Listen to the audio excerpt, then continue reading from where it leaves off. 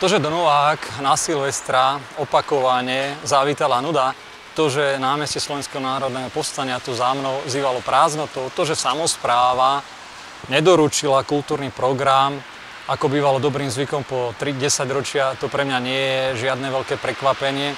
Nakoľko z náznakov sa dalo predpokladať, že dôvody preto sa určite nájdu. Ak by sa rozhodla samospráva neorganizovať ohňostroj, čiže zábavnú pyrotechniku, ktorá je na ústupe, či už z dôvodu ekonomického, ale z dopadu na životné prostredie, alebo s ohľadom na domáce alebo voľne žijúce zvieratá, tak to by bolo pochopiteľné. Ale že sa rozhodla odstúpiť od celého balíka oslav a tradície, nakoľko si pripomíname aj štátnosť vzniku Slovenskej republiky, tak to je na zamyslenie a veľmi smutné. Každopádne netreba z toho robiť žiadnu tragédiu.